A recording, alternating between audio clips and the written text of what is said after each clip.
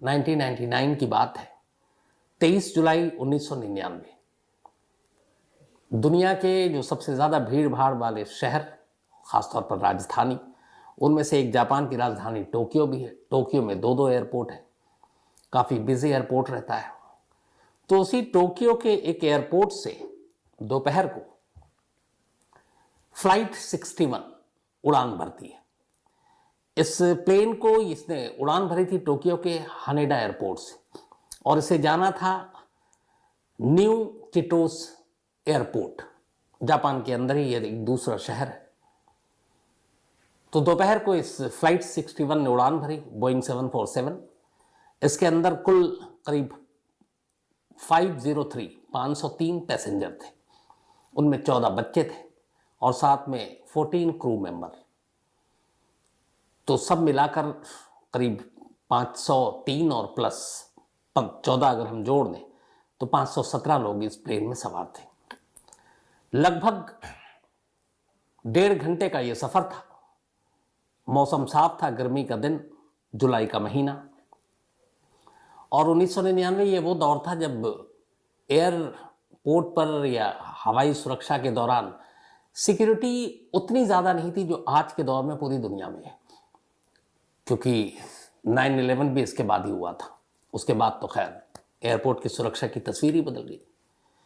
तो 23 जुलाई 1999 को इस प्लेन ने टेक ऑफ किया टोक्यो के हानेडा एयरपोर्ट से। तमाम मुसाफिर सवार हो चुके थे, 503 लोग। इस प्लेन के पायलट थे नायोकी नागाशिमा। इनकी उम्र 51 साल थी, काफ़ी सीजन्ड, काफ़ी एक्सपीरियंस पायलट थे। और उनके साथ जो उनका को पायलट था काजुकी कोगा, उम्र 34 साल थी। तो प्लेन ने उड़ान भरा। थोड़ी देर के बाद सीट बेल्ट जो बांधने की वो होती है, अनाउंसमेंट हुआ कि अब आप आराम से बैठ सकते हैं। 1.5 घंटे का सफ़र ये पूरा होना था। अच्छा, ये फ़्लाइट चूँकि 503 लोग थे तो इससे अंदाज में लगा सकते हैं कि ये फ़्लाइट वो थी बड़ी वाली, डबल डेकर। तो नीचे इकोनॉमी क्लास और ऊपर प्रीमियम क्लास। तो लगभग 15 मिनट बीत चुका था प्लेन को उड़े हुए। इसके बाद अचानक नीचे की जगह पर एक नौजवान बैठा हुआ था जिसकी उम्र करीब 29 साल थी। बाद में पता चला उसका नाम है यूजी निशिजावा। ये अचानक, अच्छा जुलाई का महीना था, तमाम लोग प्लेन में आमतौर पे जो गर्मी में कपड़े पहने जाते हैं वही पहने हुए थे। ये इकलौता शख्स था जिसने गर्म कपड़े और खूब सारे कपड़े पहने हुए थे। तो कुछ पैसेंजर को उसको देख कर लगा भी कि ये क्या है, और कपड़े भी बड़े गंदे थे उन्हें, और भी ये लगा कि इसे किसने अलाउड किया। लेकिन खैर इतना सब सोचने की फिर बात हुई नहीं, प्लेन टेक ऑफ कर चुका था।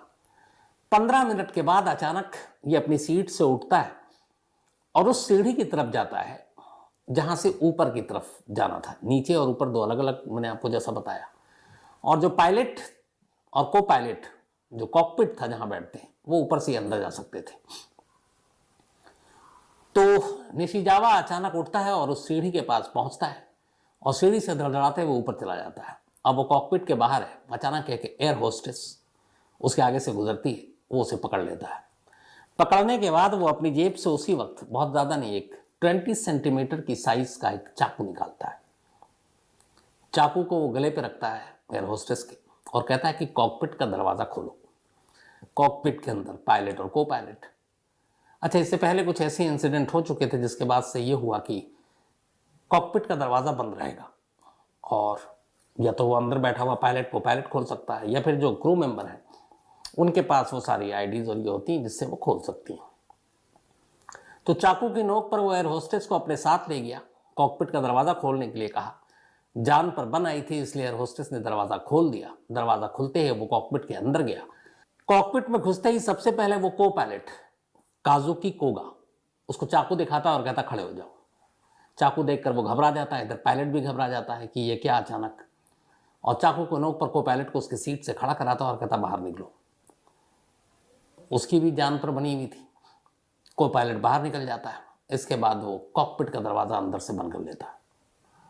बंद करने के बाद अब खुद को पायलट की सीट पर बैठ गया और पायलट यानी कि कैप्टन उस प्लेन के नायोकी नागाशिमा उनको चाकू दिखाकर कहता है कि अब जैसा मैं कहूँ आपको वैसा करना है। अच्छा, इस दौरान में उसके अंदर चाकू लेकर घुसते ही, को पायलट को बाहर निकालते ही, चूंकि सीजन बहुत एक्सपीरियंस कैप्टन थे नागाशिमा, तो उन्होंने वो इमरजेंसी बटन दबाकर और एटीसी, एयर ट्रैफिक कंट्रोल को खबर कर दी कि हमारा प्लेन हाईजैक हो चुका है। तो उन्होंने खबर कर दी। अब ये जो है चाकू की नोक पर पायलट से कह रहा है कि अब ये प्लेन मेरे कंट्रोल में और मेरे इशारे पर उड़ेगा जहां भी कहूँगा। तो उससे पूछा उसने कि आप क्या चाहते हो। तो उसने कहा कि आप इस प्लेन का रुख जो है, आप इसको आप न्यू चिटोस की जगह वहीं जापान में ही एक, बल्कि वेस्टर्न टोक्यो में, टोक्यो का ही एक पार्ट, वहाँ पर एक यूएस मिलिट्री का बेस था। जापान पूरी जो है वहाँ पे उनका जो सुरक्षा का ठेका है वो यूएस के पास ही है। तो यूएस मिलिट्री एयर बेस पर इस प्लेन को ले चलो और वहीं लैंड कराएंगे। पायलट ने कहा कि देखो वो यूएस मिलिट्री एयर बेस है, ये पैसेंजर प्लेन है, मुश्किल आएगी, नहीं वो परमिशन देंगे, और अगर उन्हें ज़रा भी डाउट हुआ तो हो सकता है हमारे प्लेन को उड़ा दें। उसने कहा मुझे कुछ नहीं सुनना, आप जो कह रहे हो वो करो। अब वो उसके बाद एटीसी को इन्फॉर्म करते हैं पायलट, कहते हैं कि ऐसे ऐसे है और ये यूएस मिलिट्री एयर बेस पर कह रहा है प्लेन को लैंड कराने के लिए, उस तरफ मोड़ने के लिए। अब ये प्लेन थोड़ा सा मोड़ भी चुके, तब तक उधर से ये खबर गई, पैनिक फैला। फिर ये उधर से ये खबर गई, पैनिक फैला। फिर ये हुआ कि ठीक है आप उसको मोड़ दो और ले आओ। लेकिन अब इधर पायलट को लगा कि ये यूएस जो मिलिट्री एयर बेस है वहां पर ले जाकर पता नहीं क्या करे, कोई सुसाइडल मिशन है। तो उन्हें डर लगा। तो उन्होंने कहा कि नहीं अब इसके हुक्म नहीं मानेंगे। उन्होंने प्लेन का रुख कहीं और डाइवर्ट कर दिया। अब ये कह रहा है कि मैं जब कह रहा हूं कि आपको उसको वहीं ले जाना है, पायलट मान नहीं रहा। ये अपनी सीट से खड़ा हुआ, पायलट के पास गया, चाकू गर्दन पर रखा और बोला कि जैसा मैं कह रहा हूं वैसा करो वरना मार दूंगा। पायलट को लगा कि शायद ये मारेगा नहीं, क्योंकि प्लेन में ये भी है, वो पायलट की मौत हो गई तो फिर कॉकपिट का दरवाज़ा भी बंद है।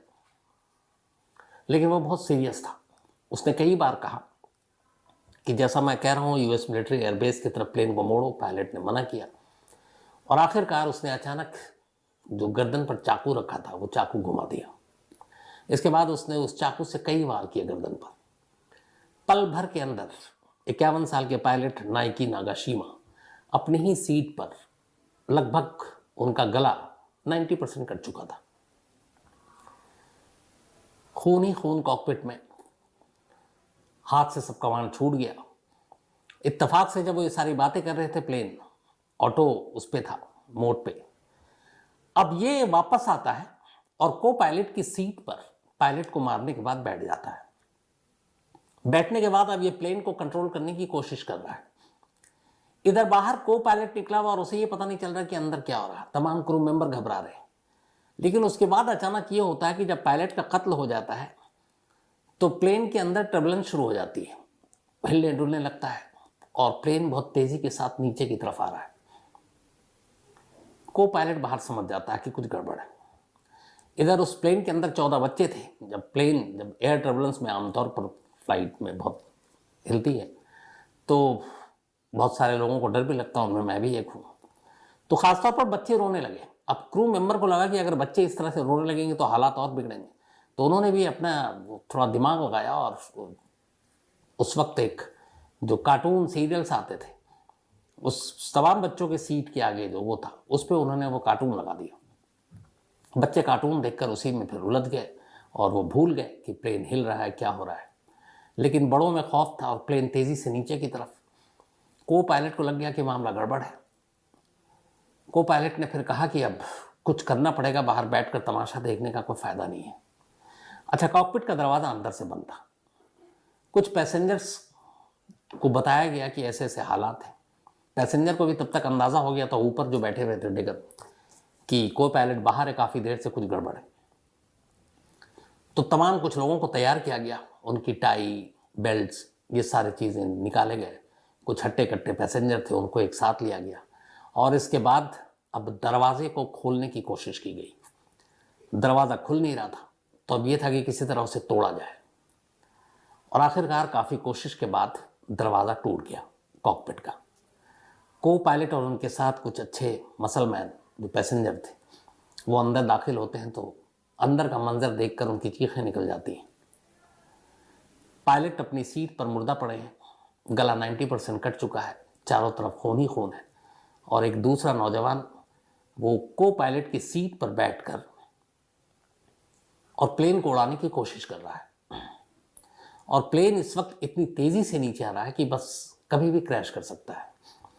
जब को पायलट और ये तमाम लोग घुसे, उसके बाद उसके हाथ में चाकू था। उन्होंने उससे चाकू पहले छीनने की कोशिश की, थोड़ी सी मशक्कत के बाद कामयाब हो गए, चाकू उससे छीन लिया। इसके बाद उस पर काबू पाया, बेल्ट और टाई से उसे बांधा, एक तरफ ले गए। और इस दौरान में फटाफट को पायलट अपनी सीट पर बैठते हैं। जब वो सीट पर बैठे तो कहते हैं कि करीब 1800 मीटर नीचे प्लेन आ चुका था। कहाँ 36,000 की हाइट पर, कहाँ 1800 मीटर।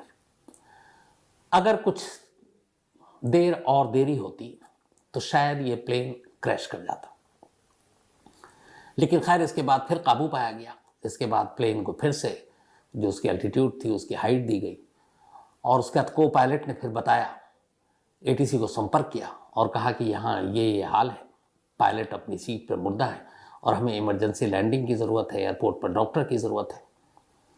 तो इसके बाद फिर वापस हनेडा एयरपोर्ट में उतरने की इजाज़त मांगी गई। एयरपोर्ट पर इमरजेंसी डिक्लेयर कर दिया गया, तमाम एम्बुलेंस, तमाम चीज़ें पहुंच गई, और आखिरकार 12:14 पर दोपहर को ये प्लेन सुरक्षित हनेडा एयरपोर्ट पर लैंड करता है। जब लैंड करता है तब तक लोगों को यकीन नहीं था कि वो बचेंगे उस दिन, क्योंकि उन्होंने अपनी आंखों से जो मंजर देखा कि प्लेन किस तरीके से आगे की तरफ झुक कर नीचे जा रहे हैं, और लगभग नीचे, इतनी करीब से उन्होंने कभी बिल्डिंग और सड़क किसी प्लेन में बैठकर नहीं देखा होगा। तमाम मुसाफिर को एक एक कर उतारा जाता है, और उस शख्स को जिसने ये हरकत की थी, प्लेन को हाईजैक की थी और जिसने पायलट का कत्ल किया था, वो बंधा हुआ था। पुलिस आती है, उसे अपने कब्जे में लेती है, उसे ले जाती है। एम्बुलेंस से डॉक्टर आते हैं, पायलट को डेड डिक्लेयर कर देते हैं। अब इसके बाद सवाल सबसे बड़ा उठा कि 29 साल के एक शख्स ने 36,000 फीट की ऊंचाई पर एक कैप्टन को क्यों मारा? इस प्लेन को वो क्यों उड़ा रहा था? कहां ले जाना चाहता था? तो जब पूछताछ हुई तो फिर उसकी पूरी कहानी सामने आई। पता चला कि ये जो लड़का था, 29 साल का, लड़का भी नहीं कहेंगे, यूजी निशिजावा, टोक्यो में पैदा हुआ, टोक्यो में ही पढ़ाई की, लेकिन हमेशा भीड़ से अलग रहा, दोस्त बनते नहीं थे, खुद में अकेला रहता था। जब बड़ा हुआ तो उसको एक ही शौक था, कंप्यूटर पे और बाकी जगहों पे वीडियो गेम खेलना, और ख़ास तौर पर प्लेन वाला गेम। तो आजकल जैसे है बहुत सारा, आप तो वर्चुअल आप गेम खेलें तो लगेगा कि आप प्लेन उड़ा रहे हैं, कॉकपिट में खुद बैठे हुए हैं। तो ये उस ज़माने में ऐसी गेम खेला करता था, और सिर्फ प्लेन को उड़ाने का इसको शौक था, और ये वर्चुअल खूब प्लेन उड़ा चुका था। उसके ज़रिए इसने काफ़ी कुछ सीखा, कॉकपिट क्या होता है, पायलट क्या करता है, को पायलट क्या करता है, बाकी उपकरण क्या क्या होते हैं, ये सारी जानकारी उसे थी। फिर इसके बाद इसने प्लेन में उड़ना शुरू किया। ये टोक्यो एयरपोर्ट पे जाता, टोक्यो में 2 एयरपोर्ट है, और वहाँ जाने के बाद ये छोटी छोटी डेस्टिनेशन पे जाता, 1 घंटा सवा घंटे की जो फ्लाई होती है उसमें टिकट लेकर बैठता और जाता। जब एयरपोर्ट जाता तो इसने देखा कि जो लगेज है, जो प्लेन के अंदर जा रहा है, उसकी तो तलाशी होती है मशीन के थ्रू, एक्सरे और इसकी, लेकिन जो हाथ में सामान लेकर जाते हैं उस दौर में 1999 में, उसकी तलाशी नहीं होती। सिर्फ बोर्डिंग पास आप दिखा दीजिए और आपको क्लियरेंस मिल जाता है। तो आपके हैंड बैग को खोलकर कोई देखता नहीं है। इसे लगा कि ये तो गलत है, इस हैंड बैग में तो बहुत कुछ ले जाया जा सकता है। फिर इसने ट्रायल मारने के लिए कई छोटे छोटे जर्नी किए प्लेन से, और अपने बैग में कभी चाकू छोटे मोटे रख लेता, कभी कुछ और, वो चीज़ें जो ले जाना मना है, और ये हर बार क्लियर हो जाता और निकल जाता। इस तरीके से जब ये सफ़र किया तो इसे एहसास हो गया कि ये चीज़ें बड़ी आसानी से ले जा सकती हैं, बड़ी आसानी से ले जा सकती हैं, कहीं भी ले जा सकते हैं। तो इसे लगा कि ये बहुत बड़ा एक सिक्योरिटी लैब्स है, इसका कुछ करना चाहिए। कहते हैं कि जून 1999 में ही इसने एक मेल लिखा टोक्यो के इस हनेडा एयरपोर्ट के ऑफिशियल्स को कि मैं कई बार आपके एयरपोर्ट से मैंने सफ़र किया है, और आपके एयरपोर्ट पे सिक्योरिटी में ये लैब्स है, आप लगेज जो जाता है उसकी तो एक्सरे मशीन और बाकी चीज़ों से तलाशी होती है, लेकिन जो हैंड बैगेज होता है उसकी कोई तलाशी नहीं होती, और उसमें कोई कुछ भी ले आ सकता है, तो आप इस तरफ ध्यान दें। इत्तेफाक से वहाँ की जो सिक्योरिटी मैनेजमेंट थी उसका इस मेल की तरफ कोई ध्यान नहीं गया, उन्होंने पढ़ा भी होगा तो नज़रअंदाज कर दिया। और ये उसके बाद कई बार ट्रैवल किया और हर बार कुछ ना कुछ लेकर जाता और बड़ी आसानी से निकल जाता। कहते हैं कि 23 जुलाई 1999 की इसने कई टिकट बुक करा रखी थी कि अगर इस प्लेन में मैं गया और इसमें पकड़ा गया एक चाकू तो दूसरे में जाऊंगा, दूसरे में हो गया तो तीसरे में जाऊंगा। कई टिकट एक साथ बुक करा रखी। लेकिन बदनसीबी ये कि पहली फ्लाइट में, ये फ्लाइट 61 में, किसी ने रोका नहीं और उसके पास 20 सेंटीमीटर के साइज का एक चाकू था और ये बैठ गया और उड़ने लगा। अब उससे कहा गया कि चलो, तुमको अगर सिक्योरिटी की बात थी तो तुम ये प्लेन में बैठने के बाद भी कह सकते थे कि ये देखिए मैं चाकू लेकर घुस गया हूँ, आप लोग कैसे तलाशी देते हो, तो भी तुम्हारा मकसद, इंटेंशन जो है वो क्लियर हो जाता। लेकिन तुमने तो ऐसा किया नहीं, तुमने तो सीधे पायलट को मार डाला। तो ये तो नहीं हो सकता कि एक सिक्योरिटी की तरफ आंखें खोलने और इशारा देने के लिए ये तुमने इतना बड़ा काम किया है। और तुम्हें पता है कि जापान में इस तरह के मर्डर और ऐसी चीज़, और ख़ासतौर पर प्लेन में हाईजैकिंग हो या किसी की जान चली जाए तो सीधे सीधे सजाए मौत है। तो फिर वजह क्या है और तुम इस प्लेन को कहाँ ले जाना चाहते थे? तो पहले उसने कहा था यूएस मिलिट्री के एयरबेस पे, लेकिन फिर बाद में उसने सच बताया। उसने कहा कि दरअसल मैं इस प्लेन को उड़ाकर खुद से टोक्यो में एक रेनबो ब्रिज, उस कई आप गेम में आप लोग देखते होंगे, उसके नीचे से प्लेन को निकाल। तो बोला मेरा ड्रीम था कि इस प्लेन को मैं रेनबो ब्रिज के नीचे से निकाल कर और फिर ऊपर उड़ा कर ले जाऊं, मतलब नीचे आऊं, ब्रिज के अंदर से प्लेन डालूं और फिर ऊपर चला जाऊं। तो एक तरह का स्टंट। अब ये सोच कर ही आदमी सिहर उठे, क्योंकि रेनबो ब्रिज के नीचे से आप प्लेन को निकालें और फिर जैसे आप ऐसे कहों कि हावड़ा ब्रिज के नीचे से आप प्लेन को निकालिए और फिर उड़ा के ले जाइए, तो पॉसिबल नहीं है। तो उसने कहा कि मैं ये करना चाहता था। जब उसके बारे में पता किया गया तो फिर ये था कि उसके पूरे दिमाग में हमेशा प्लेन फ्लाइट जो गेम खेला था वो रहता था।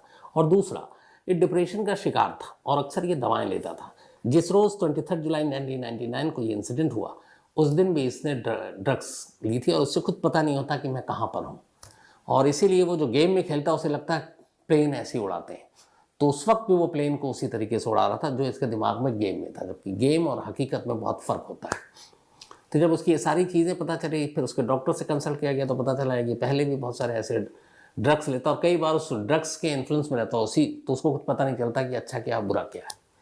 तो जिस दिन ये इंसिडेंट हुआ उस दिन वो ड्रग्स के असर में था। अब यहाँ मामला आ गया कि इसको सज़ा कैसे दें, क्योंकि अगर ये मेंटली ये फिट नहीं है तो फिर तो इसको सज़ा दी नहीं जा सकती। तो फिर कोर्ट ने कहा कि जो एक्सपर्ट्स हैं वो इसकी जांच करें। एक्सपर्ट्स ने जांच की, 6 महीने बाद रिपोर्ट आई। रिपोर्ट में कहा गया कि ये पूरी तरह से ऐसा नहीं है कि दिमागी रूप से कमज़ोर है, ये होश में भी है, लेकिन जब ये ड्रग लेता है तब होश में नहीं होता है। और इसने डिप्रेशन की भी दवा ली है और जिस दिन ये इंसिडेंट हुआ तब भी इसने दवा ली थी। तब वहाँ ये दो खेमों में लोग बढ़ गए कि क्या किया जाए, क्योंकि एक प्लेन का हाईजैक करने के बाद कैप्टन का मर्डर और उसके लिए सीधे सीधी डेथ पेनल्टी है, सजाए मौत। लेकिन दूसरी तरफ ये है कि इसकी दिमागी हालत ये है। अब उस पर बहस चल रही है और इसी दौरान में, अब चूंकि ये अभी कस्टडी में हॉस्पिटल में, एक रोज़ ये हॉस्पिटल की 3री मंजिल से छलांग मार देता है, जान बच जाती है, पैर टूट जाता है। अब ये चीज़ भी सामने आई तो फिर ये लगा कि ये पूरी तरह से फिट नहीं है, लेकिन क्राइम बहुत हीनियस था। तो लंबी बहस के बाद दो खेमों में लोग बढ़ गए, एक की कम से कम सज़ा होनी चाहिए और एक की नहीं, ऐसे लोग खतरनाक है, आगे भी कुछ कर सकते हैं, इसलिए मैक्सिमम पनिशमेंट यानी मौत की सज़ा होनी चाहिए। तो काफ़ी लंबी बहस के बाद आखिरकार 2005 में टोक्यो की एक अदालत ने अपना फैसला सुनाया और यूजी निशिजावा को लाइफ इम्प्रिजमेंट यानी उम्र कैद की सज़ा सुनाई। आज भी ये टोक्यो की एक जेल में कैद है और सज़ा में यह है कि जब तक ये जिंदा है जेल में रहेगा, जेल के बाहर नहीं आएगा। तो इस इंसिडेंट को आज लगभग 24 साल हो गए हैं। 24 साल से वो जेल में है। तब गया था जब वो 29 साल उसकी उम्र थी, तो अब करीब 53 साल का वो हो चुका है और बाकी जितनी भी उम्र है वो जेल में ही कटनी है, अगर आगे चलकर उसके चाल चलन बाकी चीज़ों को देखते हुए कुछ ऐसी चीज़ हो कि सज़ा कम हो जाए। तो ये थी कहानी उस कत्ल की जो शायद दुनिया में पहली बार है कि इतनी ऊंचाई पर कत्ल हुआ। और कमाल ये कि कत्ल हो गया, पायलट मुर्दा है और एक गेम खेलने वाला नौसिखिया को पायलट की सीट पर बैठकर कई मिनट तक उस प्लेन को हैंडल कर रहा है और फिर असली को पायलट आकर ऐन वक्त पर कुछ मिनट पहले लोगों की जान बचाता है।